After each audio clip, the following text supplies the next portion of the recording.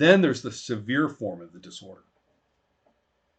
And the other one's manageable, right? With the right people around you and the right habits and reminding yourself in the mirror and stuff like that. The first level of the disorder is manageable. And you won't become impossible to the people around you and produce a bunch of nonsense. So that's manageable. The severe form is, it's nigh unmanageable. And the severe form is publish. Right. This is a little bit like I used to tell people about being a scientist when I was a biology professor. And they said, I'd like to do this. And I said, that's fantastic, but you must understand that it is exactly like an insane asylum. Anybody can go in there and sign themselves up to be in the insane asylum, but only the really crazy people are going to be permitted to stay. So yeah, call yourself, go ahead, call yourself that. Try it if you want, but recognize that it is not a functional state, that you will need to be institutionalized, that you will need to you will need to seek help. Yeah. This is not a good place to be. If you're in it, I'm sorry, welcome in. I feel like Riff-Raff. I feel like Riff-Raff in the Rocky Horror Picture Show. It's like, yes, you can come in, right? But the first thing you're going to encounter is the time warp. So, you ready?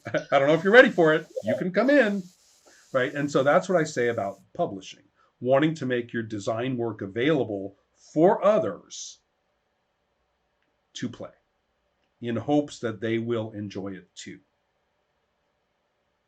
So, look at it that way. Big box, we're all role players together. Next box in, those of us with the urge. Poor fellows.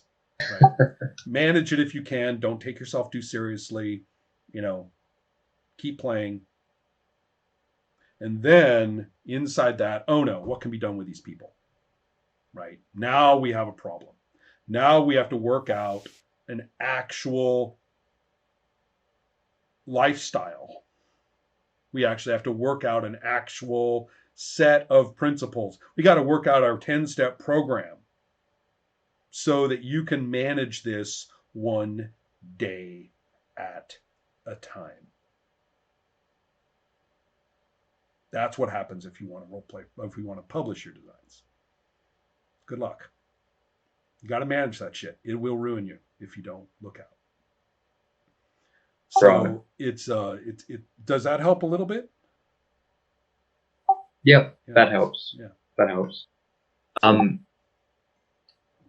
So would you say that that publishing and distributing sort of step is the sort of, I don't know how to put it, a big deal, if you will, for new people? No, designing? Actually, I think they should thank the God, whatever God they worship, that they aren't that person. Uncle Chester in the attic is not necessarily something to aspire toward. Yeah. I mean, and so you're much better off enjoying yourself as a role player, and whatever design you do collectively and emergently at the table without really thinking about it very much, and enjoy the fact that you end up playing what may or actually even be a new game, but who cares?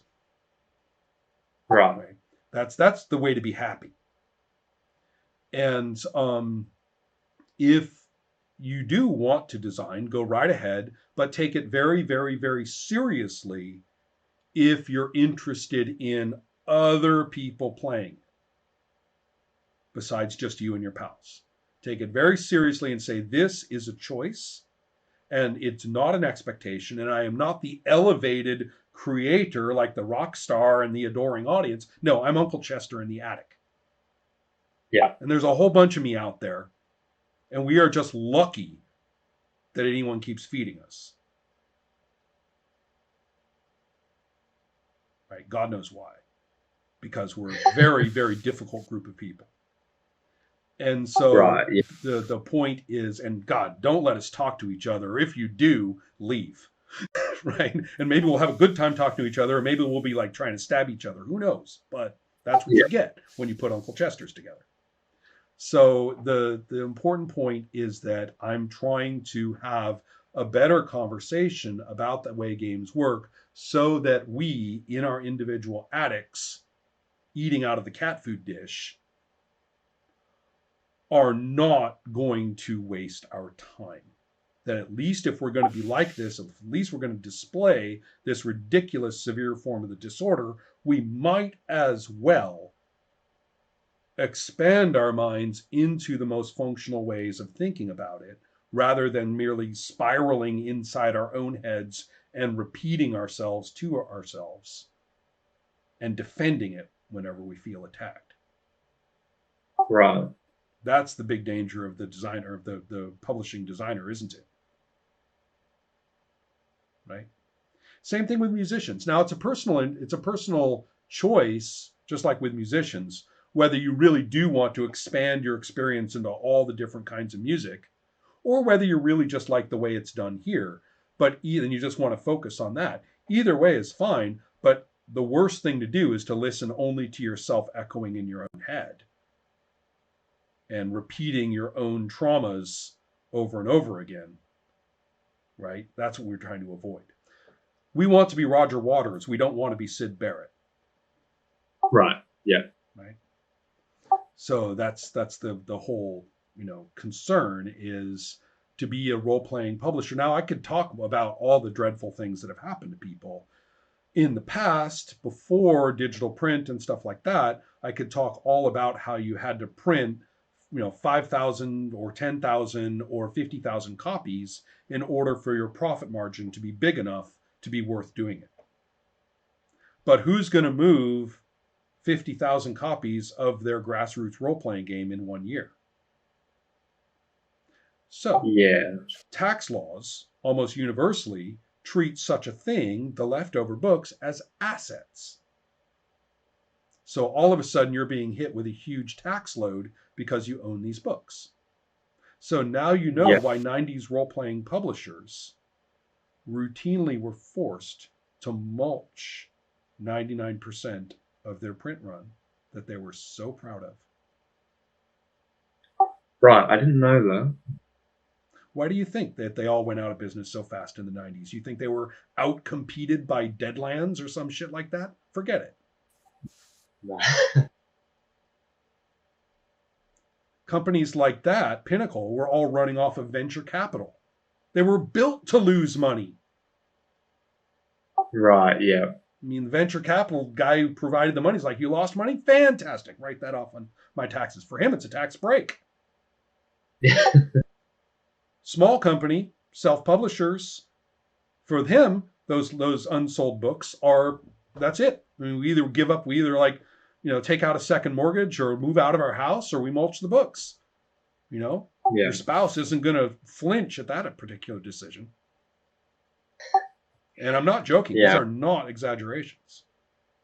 No, I understand. So those are the kind of things that faced people at that time.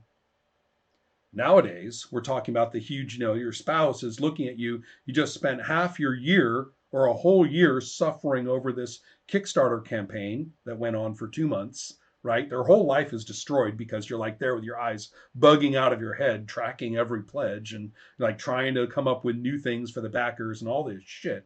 You've made a whole bunch of decisions off the cuff this whole time. It's all over. You funded, you had your champagne, your wife or your husband is going, oh, thank God this is over. Then all of a sudden you discover that you have to ship all these books, and guess what? The money's gone. And like none or worse. And now you want to do it again? Yeah, right. Divorce. And again, not joking. Yeah, it actually happens. You've made a good point about the sort of dilemmas of Kickstarter, and what would your suggestion be to those people trying to get it Well, out we'd there? have to Just start like, with goals, right? I mean, what is the goal?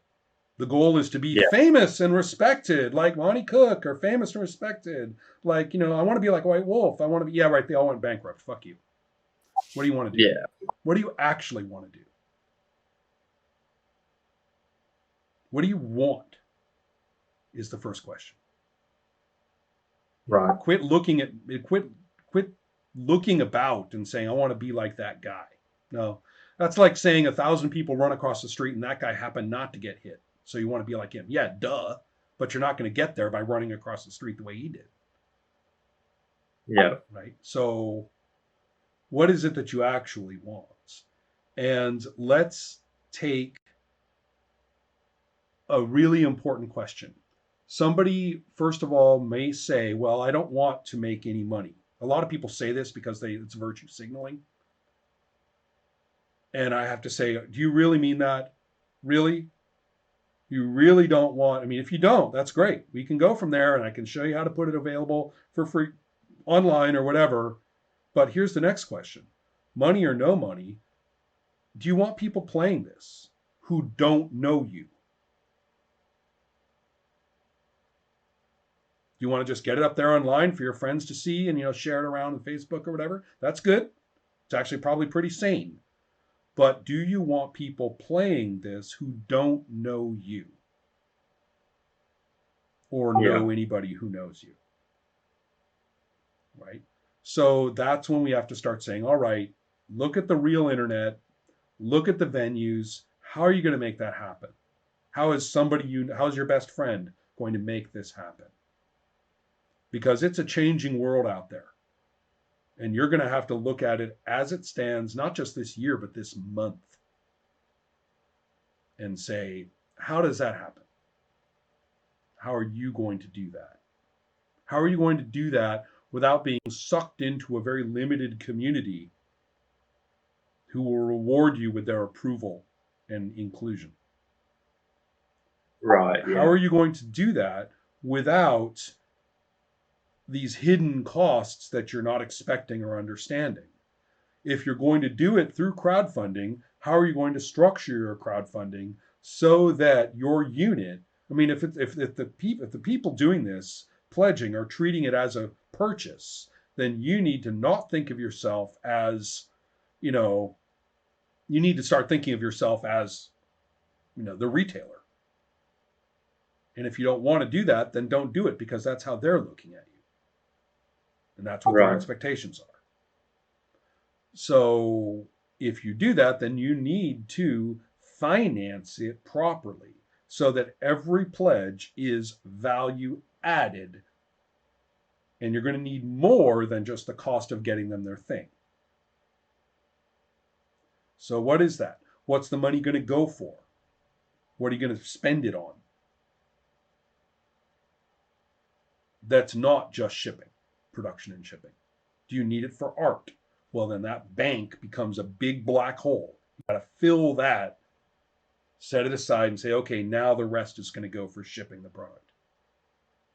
yeah, You got to work it out. You got to do the finances of it and all those, just like all those little business flowcharts you can find online. I mean, you have to do it that way. You can't just say, "Oh, I'm going to make this. I can make $30,000. I made my goal. $30,000. I mean, it's free. It's this huge chunk of $30,000. I mean, to me or you, that's a chunk of change, right? Even right now, I mean, my age, where I live, everything, that's a chunk of change. I yeah, could yeah, use that really badly. I can tell you that much right now. Well, if every unit, if my average pledge is, X dollars, and every unit costs this much to print, this much to ship, and notice that a lot of people make the mistake of, or they even want to ship twice, right? Once from the printer to their house and once from their house to the customer, right? So yeah, all the shipping, whatever it is, subtract it from that pledge. That's how much you're going to make. And any other expenses is going to come out of that tiny margin, because the people who are pledging are expecting bookstore prices. They're expecting Amazon prices. Yeah. So where's that extra money going to be? And how much is it? Were you planning on spending it on the art? Don't forget the taxes don't forget Kickstarter's cut and the taxes, because it's income. It's raw income. Governments love raw income, right? Yeah. They tax the shit out of raw and just windfall income. They're like, oh, give me that, right? Now, I'm not even against taxes or against governments or anything like that. They can do that, just accept it as a reality and know how much. And you're going to be looking at a real teeny, wafer thin line of any money that you can say to yourself that you actually make.